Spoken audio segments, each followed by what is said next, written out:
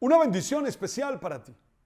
Aquí estamos como todos los días, dispuestos a animarnos mutuamente, dispuestos a tener un momento de reflexión, dispuestos a dar gracias por todo lo que somos y todo lo que vivimos, dispuestos a creer en nosotros y a recibir de Dios la bendición. Me alegra de verdad siempre estar en contacto con todos ustedes, que siempre comparten esta reflexión, este momento, que para mí es una carga espiritual. Para mí es llenar el corazón del espíritu, de ese combustible espiritual que necesito para ser plenamente feliz. Hoy quisiera comenzar con el Salmo. Es el Salmo 80. Mira lo que dice el salmista. Mi pueblo no escuchó mi voz. Israel no quiso obedecer. Los entregué a su corazón obstinado para que anduviesen según sus antojos. Ojalá me escuchase mi pueblo y caminase Israel por mi camino.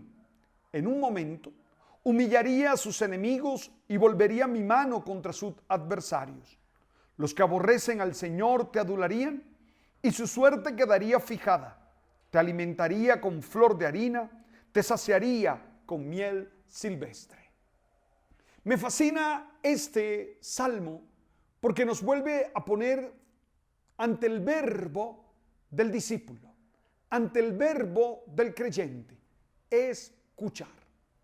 Si a mí me preguntaran qué caracteriza al creyente, al discípulo, yo les digo escuchar. Escuchar con el oído, escuchar con el corazón. Es decir, vivir atentos a lo que Dios nos comunica en la historia. Vivir atento a lo que Dios nos dice en cada una de las situaciones que disponemos. Nosotros no necesitamos escuchar voces de ultratumba para saber qué quiere Dios. Basta con que estemos atentos a la realidad. Basta con que sepamos discernir.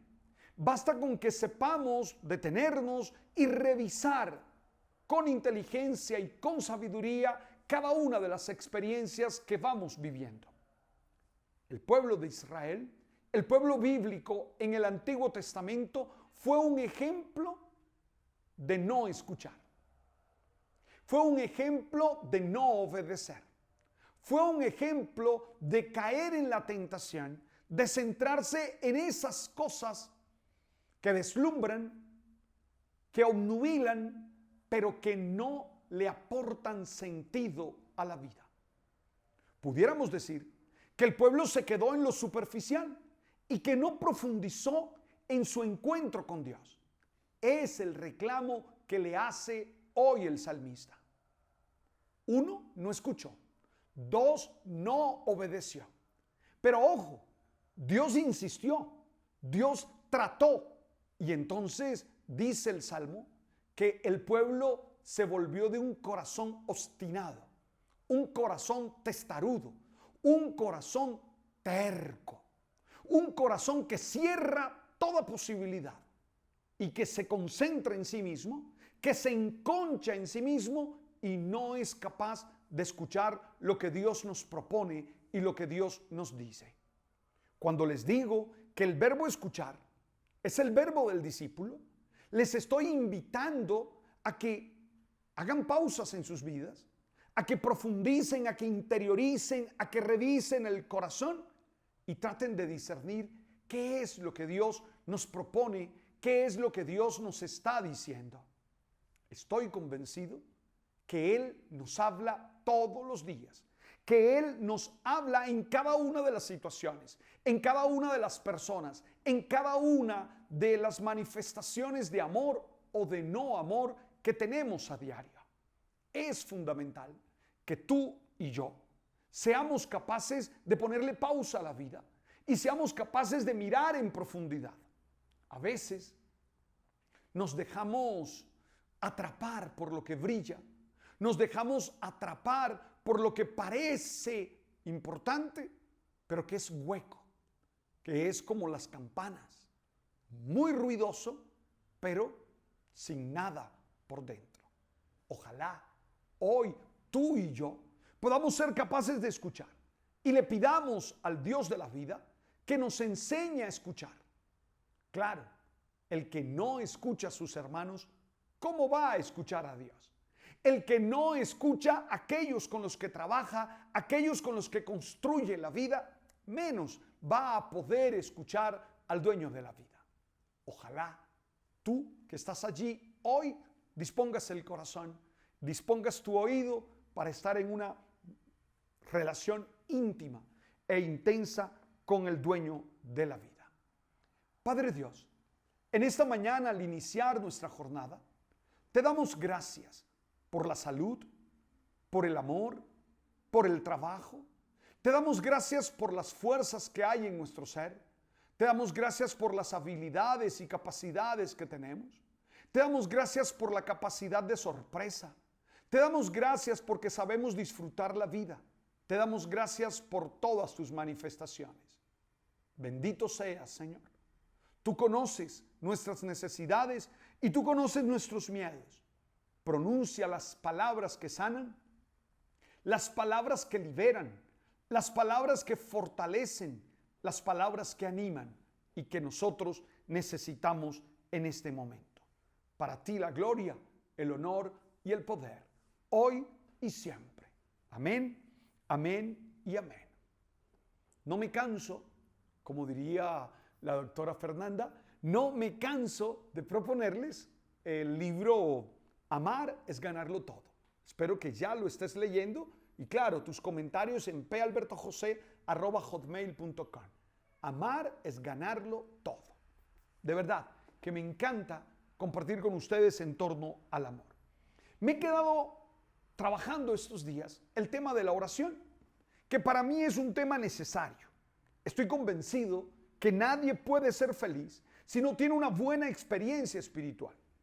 Tengo claro la diferencia entre una experiencia espiritual y una experiencia religiosa. Y mi afirmación es puntual. Nadie puede ser feliz sin una experiencia espiritual.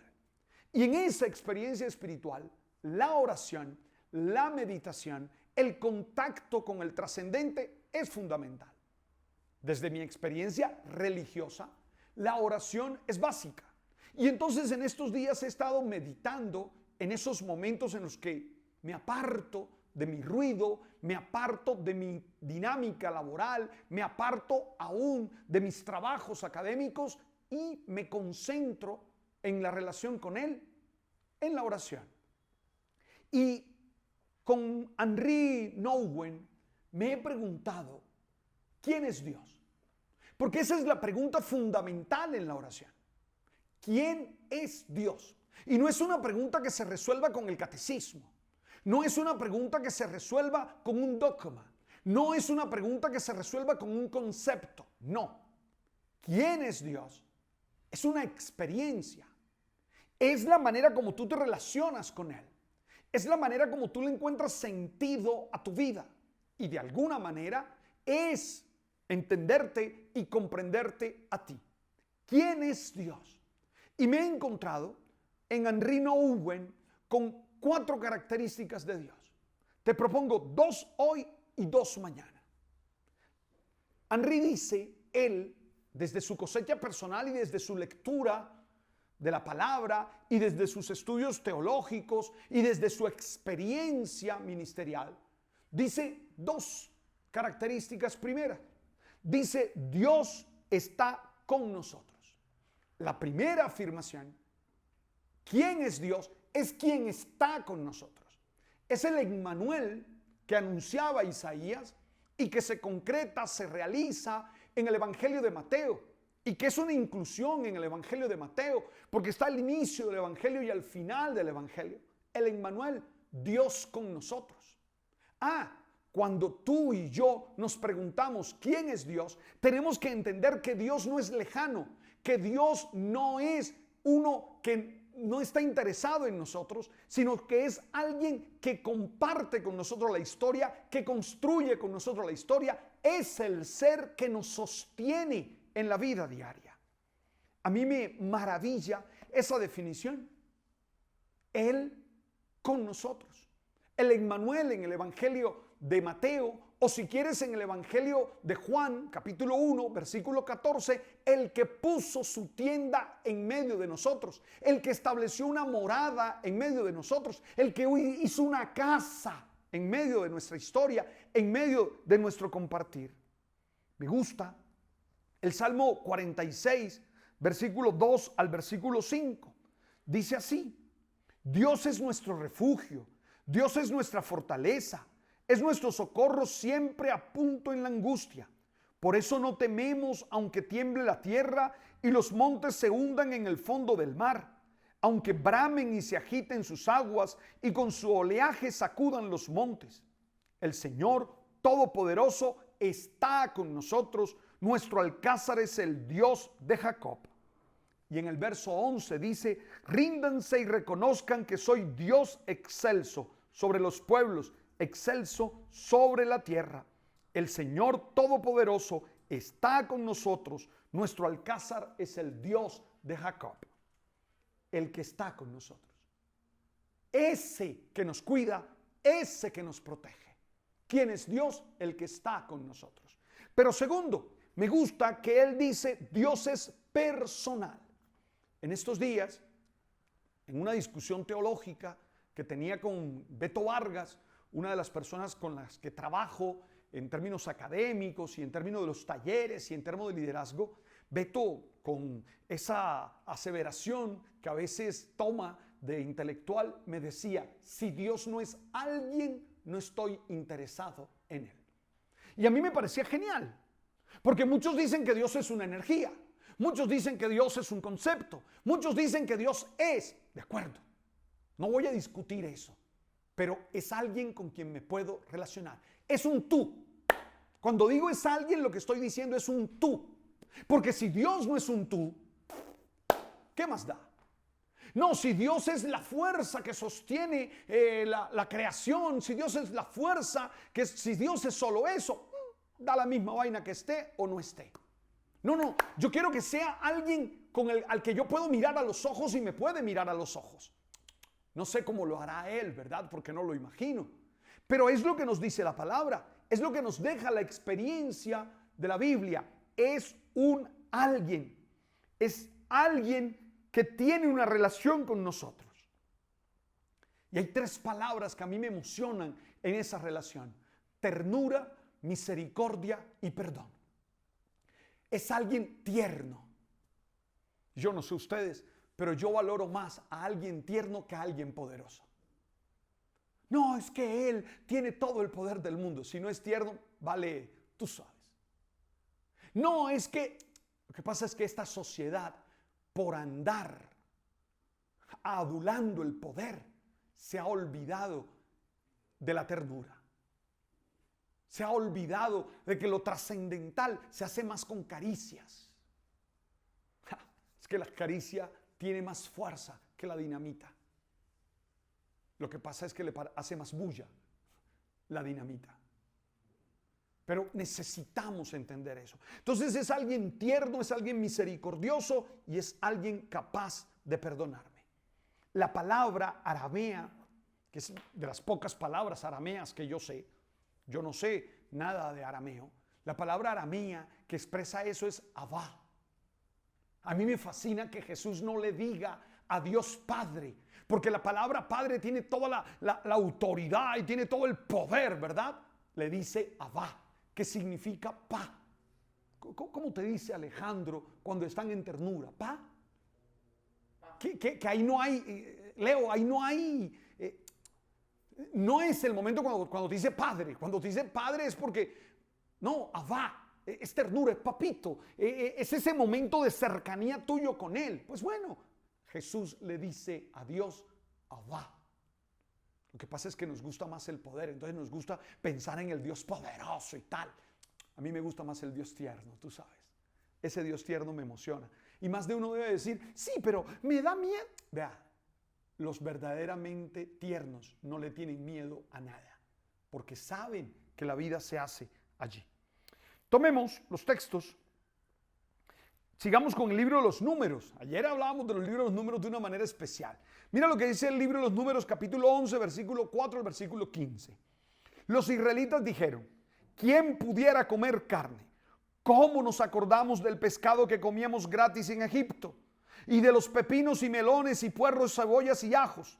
Pero ahora se nos quita el apetito de no ver más que maná. El maná se parecía a una semilla de coriandro con color de veneno. ¿Ah? ¿Te acuerdas? Vamos a tomar. Es la continuidad de ese texto. Es la continuidad de ese texto. Ese fue el de ayer. María y Aarón hablaron contra Moisés a causa la mujer cusita que había tomado como esposa. Dijeron: ¿ha hablado el Señor solo a Moisés? ¿No nos ha hablado también a nosotros? El Señor lo oyó. Moisés era un hombre más sufrido del mundo.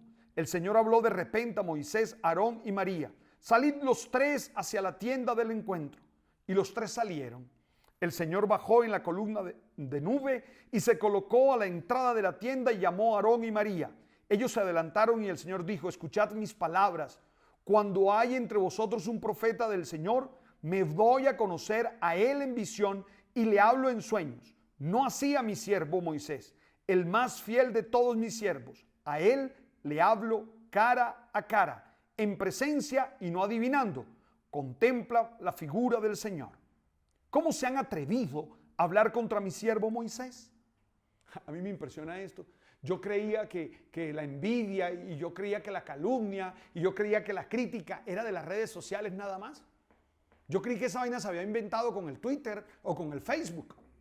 Y no, parece que ya en la época de Moisés existía. Mira, Aarón y María hablando de Moisés. Aarón y María hablando de Moisés. ¿Quién lo ve? Mira, ahora se levantó otra mujer. Hablando mal de él. Yo pensé que esa vaina la habían inventado en Twitter o la habían inventado en la prensa amarilla. No, parece que es muy humana. Pero ojo, Dios les hará entender que eso trae consecuencias en su vida. Ojalá tú y yo no caigamos en la trampa que cayó Aarón y que cayó María, de estar calumniando, difamando y hablando mal del otro. El Evangelio es Mateo 14, 22, 36.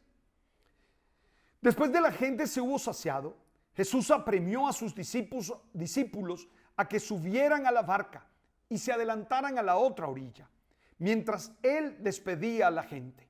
Y después de despedir a la gente, subió al monte a solas para orar. Llegada la noche, estaba allí solo. Mientras tanto, la barca iba ya muy lejos de tierra, sacudida por las olas, porque el viento le era contrario.